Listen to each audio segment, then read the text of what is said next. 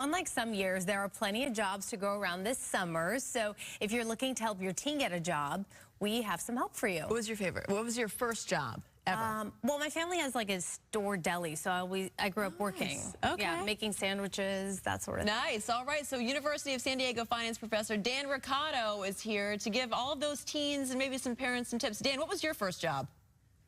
Delivering newspapers, which are now extinct, by the way. Good morning, guys. On a bicycle. On a bike. Yeah. Nice. All right. So what are your top tips for teens looking for summer work this year? Yeah, full disclosures, you guys know I have 4 kids. So I've recently gone through this with them. 30% of teens are working. That's really low. It used to be much higher than that. My first tip is start now. There's lots of jobs out there, so there's no excuse for your teenagers not to get out there and get a job.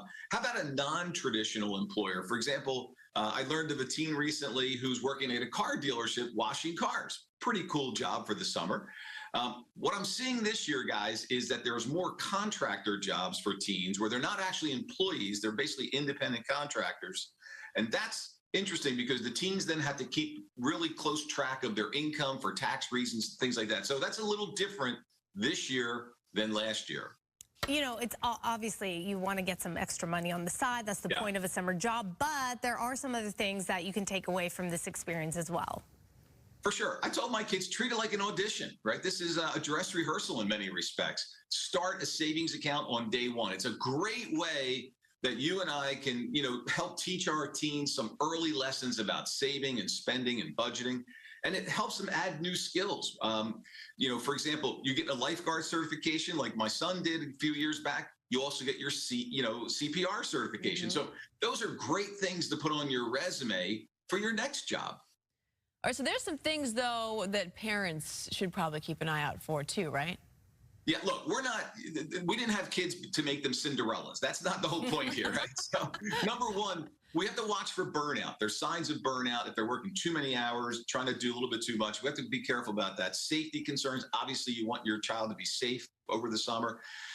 And most importantly, I think, is school conflict. School really has morphed in many ways to kind of this all 12-month, activity in many places. So we want to make sure that school comes first. Your education comes first when you're a teenager. Your job comes second. Yeah, no, that's smart. Yeah, for sure. It's all encompassing these days. It is. Yeah. It is. Okay, before we let you go, though, you weren't here last week, but you have a pretty good excuse, so we're going to let you slide.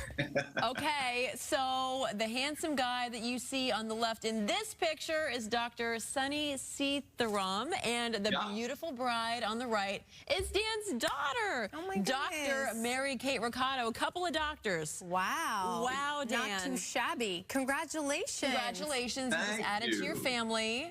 How does it feel? Yes. My oldest daughter got married. 2 weddings last week. We had a Hindu ceremony. We also had a more traditional Christian ceremony. So we wanted to do it twice. We're completely burned out, but it was a fantastic weekend. And my oldest, Mary Kate, and her new husband, my new son-in-law, are as happy as can be. We're on to the next wedding. Favorite son gets married September 2nd. Oh, my gosh. Dan's going to be so broke. You're going to be so broke, Dan. I'm like a human ATM machine right now. Yeah. I know it. Wait a minute. For the Hindu ceremony, did you wear the whole thing? Did you do the whole thing? Oh, absolutely. I might have sent Josh a picture. Yeah, if I didn't send Josh one, I'll send him. All of us were...